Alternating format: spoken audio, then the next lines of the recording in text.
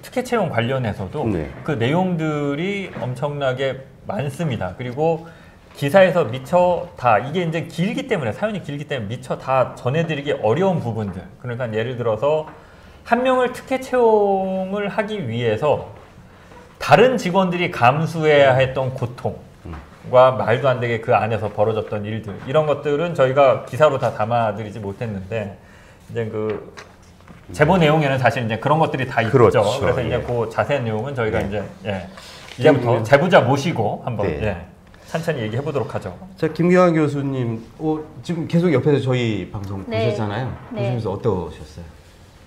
이게 6년 걸렸습니다. 지금 이렇게 방송하기까지 6년이 걸렸고, 이 진실을 그동안 차곡차곡 모아왔습니다. 네. 그래서 방송하게 돼서 오늘 굿모닝 충청의 최영규 기자님, 그리고 우리 저널리스트의 장인수 기자님께 이렇게 어려운 방송을 결정해 주신 거에 대해서 진심으로 감사 인사드립니다. 이 제보로 인해서 김규환 교수는 인생이 바뀌었잖아요.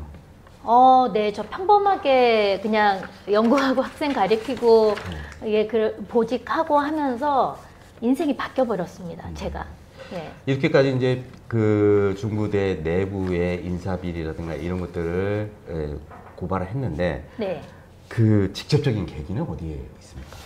사실 아까 우리 이제 두 기자님께서 말씀을 해주셨는데요. 제가 이 사건을 제보하게 된 계기는 요새 많이 들리는 뭐 대통령의 경로 이렇듯이 이사장의 경로 때문입니다. 이사장의 측근 비리 그리고 심상정 의원의 수석보좌관 아들의 채용 비리 이것을 덮으라고 했기 때문입니다. 그리고 이 일을 제보한 이 문제를 제기한 행정직원 전원이 정말 비참하게 너무 힘들게 학교를 떠나게 됐고요. 사실 이건 공정과 정의, 상식, 교육기관에서 해서는 안 되는 일이기 때문에 제가 여기까지 온 것은 계란으로 바위를 깰 수는 없습니다. 그러나 계란으로 바위를 한번 쳐보자, 더럽혀보자, 정의가 무엇인지 한번 가보자 해서 여기까지 왔습니다. 일단 제가 이제 처음에 좀 여쭙고 싶은 게 처음에 이 문제를 교수님이 본격 제기하신 거는 정치자금은 아니고 심상정 전 의원의 보좌관 아들의 특혜 채용입니다. 네, 채용 비리. 하필이면 그 중부대 고향 캠퍼스 심상정 전 의원의 지역구죠. 거기에 보좌관 아들이 채용이 됩니다. 사실 그냥 정상적으로 채용됐다라고 하더라도 이게 뒷말이 나올 만한 부분이거든요. 사실 자기 지역구에 있는 그 보좌관이 아들을 직원으로 집어넣었다라고 하면 근데 이 아들이 채용될 때 일단 그 과정을 보면 굉장히 좀 이게 대한민국에서 일어날 수 있는 일이 맞는 건가? 맞춤형입니다, 완전히. 일이 벌어지는데 저희가 그 자세한 내용을 사실 기사에서 좀 짧게 전했는데 좀 설명을 해주시죠. 어떤 일들이 벌어졌었나요? 그때 뭐 채용할 때 서류도 안 냈다면서요? 아니 사실 이 심 의원 보좌관 아들에 채용될 때는 기본적인 인사 서류도 제출하지 않았었고요.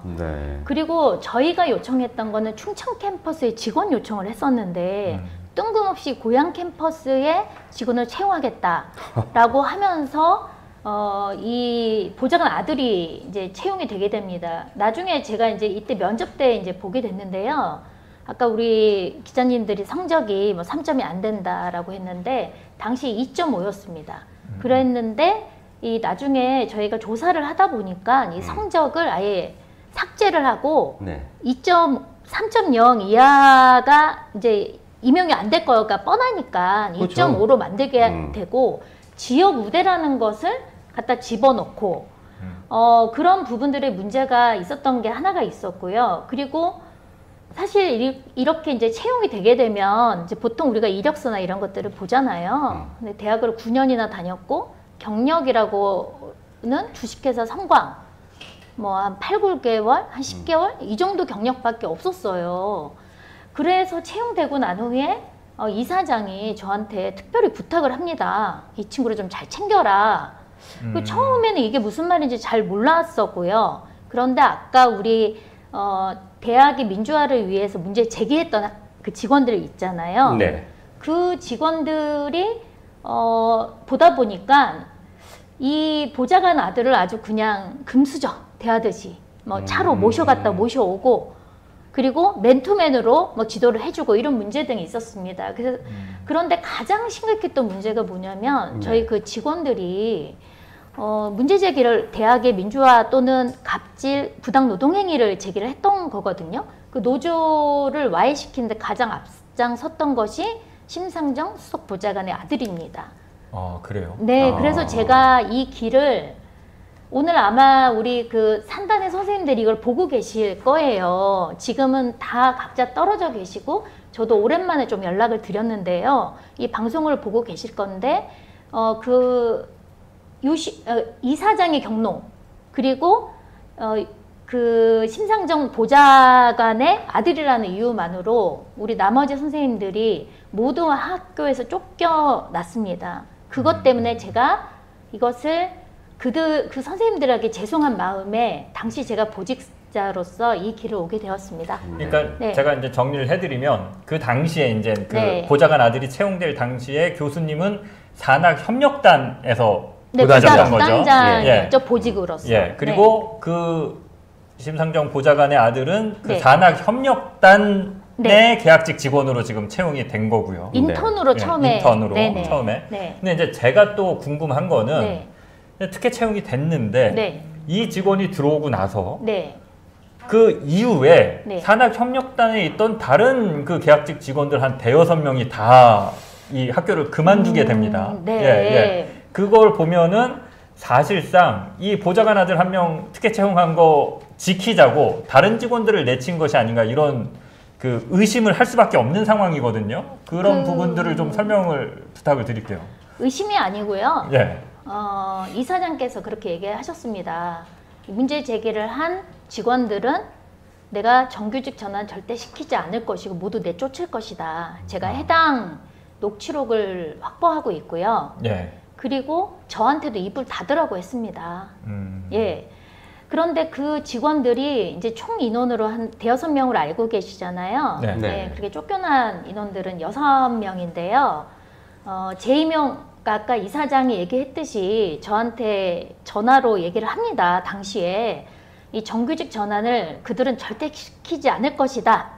그리고 내가 노조를 만들었던 애들은 모두 다 내보냈다.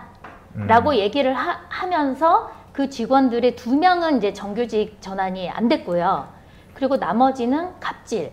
그러니까 이사장의 측근 등의 이제 갑질 그리고 인격 모독 등으로 다 퇴사를 했습니다. 그리고 이제 나머지 있던 2명의 연구 사업팀의 선생님들이 계셨는데요. 그 선생님들한테는 내용 증명, 징계, 심지어는 급여를 주지 않으면서 너무나 괴롭혔습니다. 그래서 제가 이 학교에서 했던 것은 그 한 명이 한 명, 즉 이사장의 경로회에서 지켜야 할 사람을 지키기 위해서 나머지들을 다 내보내게 됐고요. 가장 결정적인 게 있습니다. 이거 금산경찰서에 수사를 안 하셨거든요. 뭐냐면 우리 당시 직원들이 그 보좌관의 아들이 저한테는 아버지가 떡집을 하신다고 하셨어요. 그래서 저는 되게 어렵게 자라온 분이구나라고 생각을 했는데요. 나중에 보니까 그게 아니었잖아요. 그런데 그 직원이 누구죠? 보좌관 아들이 컴퓨터를 열어놓고 나갔습니다. 잠시 이제 외출을 했는데 그 컴퓨터를 이제 선생님들이 이렇게 보다 보니까 중부대 총무과 그리고 그 다음에 그 보좌관 자기 아빠죠. 그 다음에 이 아들이 3명이 메일을 1년 이상을 주고받은 것이 보였다는 거예요. 그러니까 원서를 중부대에 넣었다는 거죠. 넣었는데 이때 채용이 될 수 없습니다. 왜냐하면 성적에서 이미 어려우니까. 그러고 난 직후에 이제 산학협력단으로 일단 인턴으로 보내게 된 계기예요. 그걸 수사를 안 했고요. 우리 직원들이 그거를 다 알게 되었습니다. 그러니까 제가 지나고 보니까 당시에는 왜 이렇게 가혹하게 직원들을 괴롭히고 내용 증명을 보내고 임금을 주지 않을까 생각을 했는데 그것을 지키기 위해서 그랬던 것입니다. 지금 얘기를 계속 들어보니까 네. 어떤 사건이 지금 오버랩 되지 않아요? 한 명을 구하기 위해서 나머지 조직을 저도 그렇게 생각을 하고 있어요. 제가 한번 다시 정리를 해드릴게요. 그 교수님이 이제 스토리가 길다 보니까 네네. 저기 이렇게 쭉 지나가면서 말씀을 해주셨는데 이 특혜 채용된 직원 한 명을 지키자고 중부대에서 벌어졌던 일을 보면 원래 그 일, 네. 보좌관의 아들이 들어와서 어떤 업무를 맡게 됐는데 네. 원래 그 업무를 하던 사람이 있을 거 아닙니까? 네네. 그분은 고향 캠퍼스 출근하던 사람을 갑자기 너 충청으로.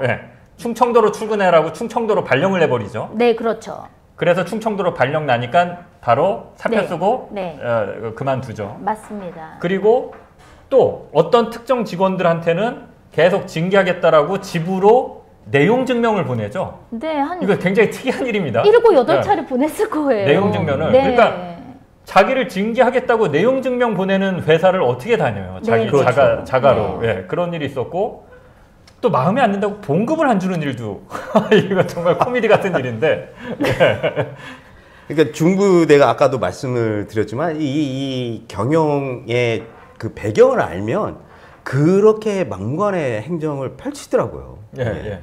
아니 그 멀쩡히 직장을 다니는데 봉급을 안 주는 거는 이거 뭐 어떡하라는 겁니까? 그러니까 대놓고 나가라는 거죠. 네, 그러니까 그 계약 기간이 남아 있는 상황이었어요. 국책 사업을 하고 있었고, 그러니까 그 전에 내보내기 위해서 계속적으로 징계 그리고 내용 증명 이걸로 이제 압박을 했었고요. 네. 당시에 이제 여자 선생님이셨는데 우리 여직원이셨는데 그 선생님께서는 그로 인해서 이제 병원 신세까지 지는 이런 상황에서 당시에 그래도 계약 기간까지 제가 버텨달라고 좀 요청을 했었습니다. 그래서 사실 그 부분 때문에 제가 여기까지 오게 된 계기였습니다. 네. 상당히 이제 구체적인 제보에 의해서 금산경찰서가 수사를 했는데 네. 이렇게 정확하게 많은 자료들이 들어갔는데도 불구하고 그냥 네. 종결을 시켰단 말이에요. 내사 종교를 시켰죠. 네, 네. 근데 거기서 이제 김경환 교수는 그 금산경찰서로 넘어가면서 이게 과연 제보자가 누구냐? 네. 그 신변이 다 드러나는 거 아니에요? 근데 저는 처음부터 금산경찰서로 이 수사가 내려올 것으로 생각은 못했고요. 네. 권익위에서 이첩했다고 그러길래 적어도 이거는 청단위에서 수사를 해야 된다고 생각을 했습니다. 왜냐하면 지역 이미 금산경찰서와 중부대와의 유착 의혹은 이제 수없이 제기가 됐었고요. 그런데 이 수사를 맡으신 분이 당시에 이제 그 수사관으로 시험을 쳐서 온 대학생이었습니다. 예, 대학교 4학년이 예, 임용되자마자 그 사건을 수사를 맡았던 부분들이고, 그리고 제가 많은 증거를 줬음에도 불구하고 그 내사 종결서에 보게 되면 마치 중부대의 대리인, 변호인인 것처럼 그 답변을 그대로 써놨습니다. 이건 명백한 부실 수사인데요. 제가 문제 제기를 못했던 건 네. 고발자가 제가 아닙니다. 권익위였습니다. 예. 그러니까 그렇죠. 제가 문제 제기를 이걸 이의 신청을 할 수 없는 네. 그런 상황이었던 거죠. 예. 어쨌든 이제 그 금산경찰서에서 제대로 수사를 못했던 게 그 다음에 이제 2022년도에 교육부 종합감사에서 이 내용이 이제 여실히 드러나잖아요. 네, 종합감사에서 그 보좌관의 채용 비리, 예, 특혜 채용에 대해서 명백하게 지적을 했었습니다. 당초에는. 네. 네. 저도 이거 관련해서 이제 취재하면서 그때 어떤 결과 처분이 내려졌는지 네. 하나하나 다 읽어봤었는데 네, 네. 정말 꼼꼼하게 잘 감사를 했더라고요. 맞습니다. 처음에는 그렇게 했었죠. 예. 근데 이제 제가 다시 이거를 뉴스 리포트를 만들면서 그 학교 측에다가 질의를 하니까 맨 마지막에 이제 해명이라고 해서 나온 부분을 보니까 그 보좌관 아들에 대해서 한 것이 아니다. 다른 사람도 했기 때문에 인사위원회는 안 열려서 그런 것이지 그 부분은 아니다. 재심에서 바뀌었다라고 이렇게 얘기를 해서 다시 교육부 처분을 보니까 바뀐 거예요. 네. 이거는 저도 이제 취재하면서 나중에 알 건데 아직 그래서 그 뒤에 이제 교육부가 왜 이 재심인을 받아들였냐 이유를 이제 물어봤는데 교육부는 별다른 말을 그러니까 못하고 이게 좀 더 있어요. 정확하게 말씀을 드리면 교육부 종합감사에서 이제 당초에는요, 그 심상정 수석보좌관 아들의 특혜 채용에 네. 대해서 정규직 전환의 특혜 채용이 있었다라고 지적을 했고요. 심지어 정규직 심사가 그 친구를 이미 정규직으로 전환시킨 다음에 규정이 개정됐다. 여기까지 밝혔습니다. 네, 그 처분 결과서에 나와 있었잖아요. 네, 그런데 이번에 저도 이 취재가 진행되면서 이걸 봤더니 이 심상정 수석보좌관 그 아들의 그 특혜 채용 부분만 통째로 빠져 있는 것들이었고요. 재심의가 인용돼서 받아들여서 없어졌다는 거예요? 그래서 제가 교육부에 이걸 확인을 했습니다. 제가 직접 제보자이기 때문에 본인들이 당초 첫 번째 감사를 그때 당시에 그럼 못한 것인가, 네. 제대로 못한 것인가, 두 번째는 봐준 것인가 라고 했더니 중부대 학교 측의 의견이 그 타당하다고 생각해서 받아들였다라고 얘기를 했어요. 그래서 저는 이 부분에 대해서 도저히 받아들일 수가 없어서 국회 교육위를 통해서 질의서를 넣습니다. 그런데 취재가 되는 오늘까지 교육부에서 지금 회신을 하지 않았습니다. 네.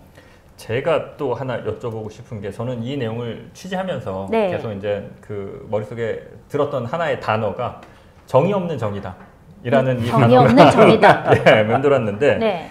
이거를 정의당이 몰랐던 게 아니지 않습니까? 계속 정의당의 문제 얘기를 했죠. 너희가 네네. 이 그 노조원들 비정규직 관련 이익을 지킨다고 하면서 네. 왜 이런 일이 정의당의 어떤 보좌관이나 심상정 이름으로 벌어지는 게 말이 되느냐. 네. 바로 잡아라라고 심상정 의원이나 정의당 측에 문제 제기를 여러 차례 하셨죠? 네, 제가 이제 이 타임라인을 이제 좀 꼼꼼하다 보니까 잘 체크를 해놓는데요. 2019년 이제 9월 10일에 제가 정의당에 이 제보를 합니다. 그리고 당일날 바로 그 심의원의 그 비서실장, 그러니까 당시 정의당 비서실장과 세 차례 통화를 했고요.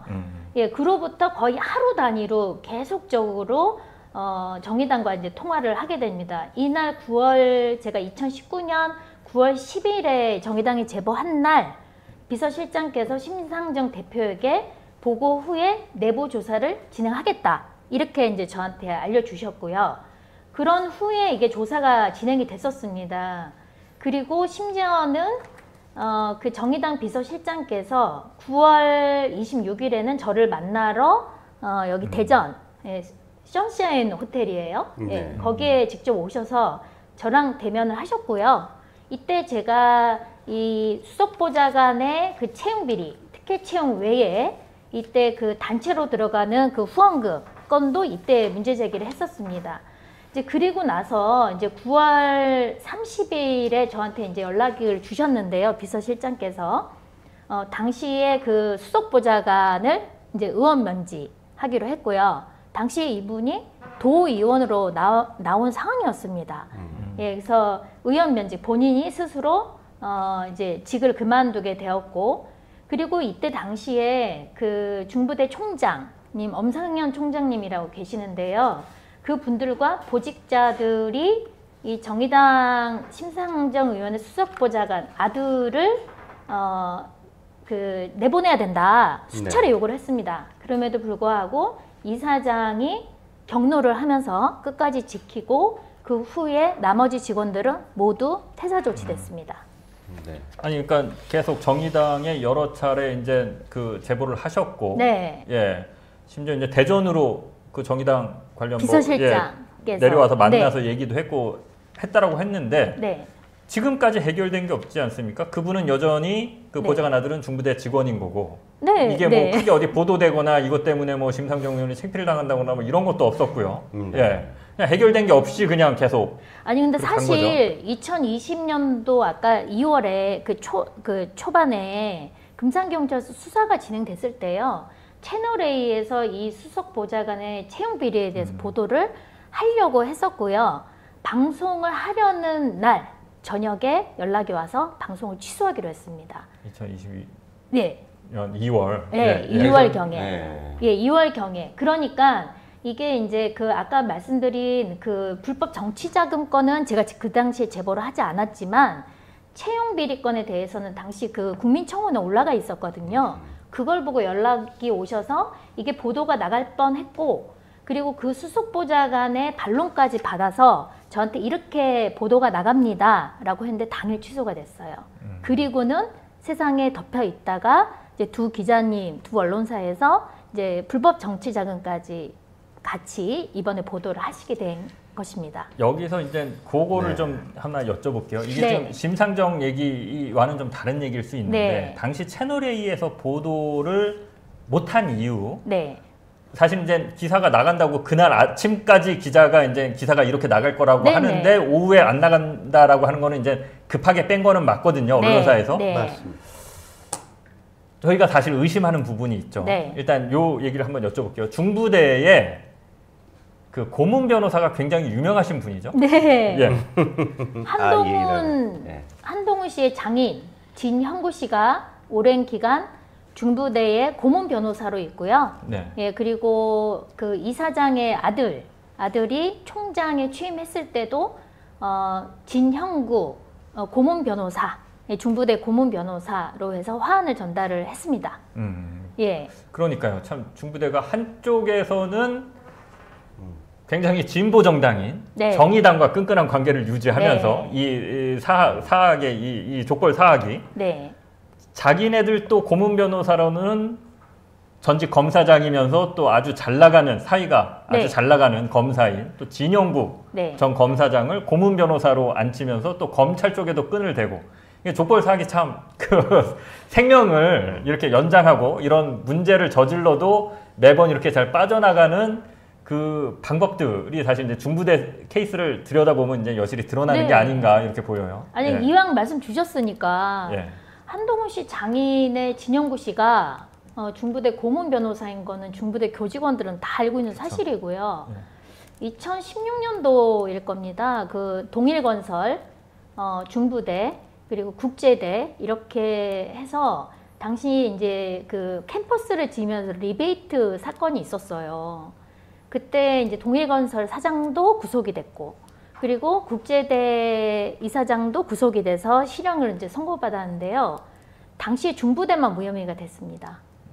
그 수사를 했던 검사는 수원 이제 특수부의 송경호 검사입니다. 그 어떻게 중부대만 가면 이렇게 모든 게 검사들이 중부대에 뭐가 있길래 이렇게 나 봐주고 네, 있는 네. 건지 도저히 이해가 되지 않습니다. 지금 많은 분들이 생각하시기에 이제 중부대학교가 제가 아까 말씀드렸듯이 충남 금산에 있어서 별로 이제 유명하지 않은 대학이고 이름이 좀 낯선 분들이 되게 많잖아요. 근데 안에 들여다보면 굉장히 많은 게 서울에 있는 정치권과 연결이 돼 있네요. 뭐 이뿐만 아니라 뭐 요즘에 뭐 한양대라든가 사립대들이 그렇게 많은 정치권과 연결이 돼 있더라고요. 네, 다음에 이제 우리 이 최장 끝판 네. 내서 좀 해주셨으면 하는 게 있습니다. 아 제보를 지금 해주시는 건가요? 제가 이미 제보를 받았고요. 네. 제가 전국 사학민주화 교수연대 대표다 보니까 저희 단체로 제보가 많이 들어옵니다. 특히 제가 공익 제보자 출신이기 때문에 네. 이번에 한번 그 스트레이트 239회 예, 그 족벌 사학에 대한 보도가 나왔었는데요. 그 보도가 되지 않은 내용.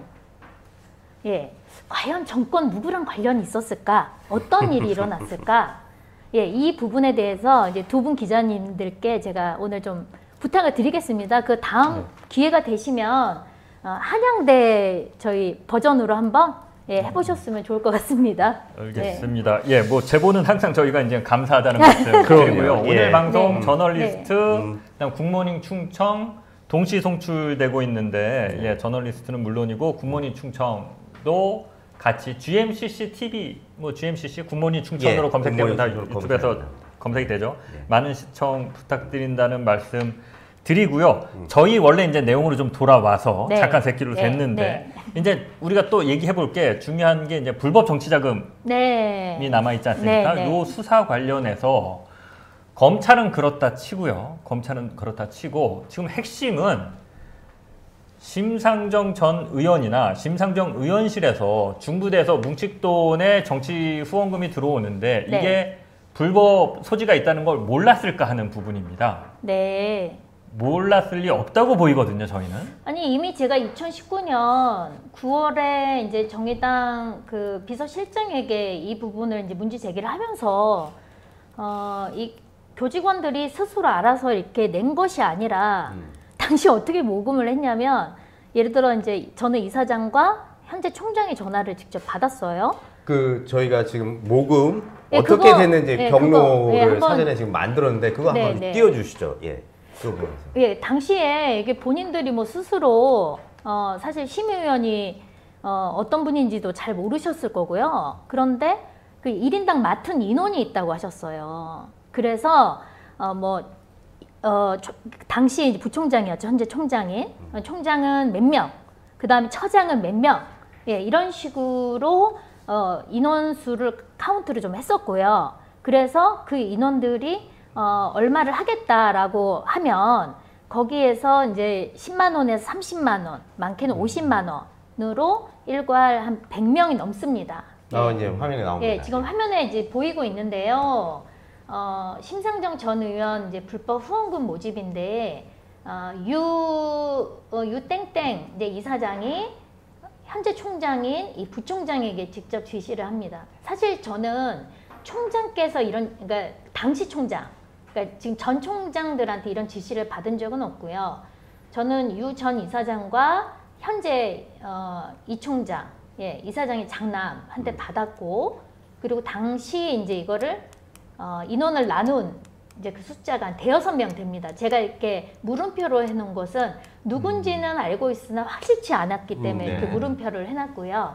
그리고 이렇게 해서 내가 내겠다. 사실 저는 내지 않았습니다. 전 동의를 하지 않았기 때문에. 예. 그러면 이제 부처장이라고 해서 현재도 부처장인데요. 차남이 이 전체 행정을 총괄합니다. 돈이 입금되거나 이제 출금되는 것들을 여기에서 이사장 이제 최측근들이 그 관련 업무를 보고 있고, 그래서 이제 교 직원 100명이 넘는 인원들에게 이제 급여와 보직 수당에서 공제를 이제 일괄하게 됐던 거죠.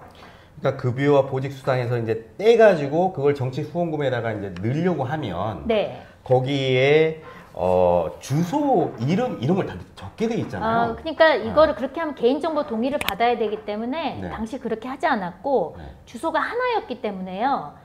이거를 심상정 의원실이나 심상정 의원이 몰랐을 리 없습니다. 그러니까 거의 100명에 가까운 사람들이 후원을 했는데 주소가 중부대학교 주소로 하나로 네, 같았다는 하나로 거죠? 같다는 거죠. 그럼 모르기가 쉽지 않은 그렇죠. 상황이네요. 그거 충분히 네. 알 수 이미 알고 있었을 것이고, 그리고 제가 이제 당시에 이제 그 금산경찰서 수사가 2020년 초반이었잖아요. 네.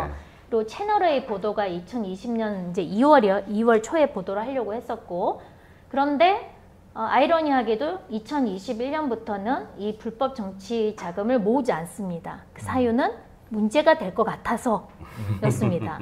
이게 모르지 않았을 거라고 저는 생각을 하고요.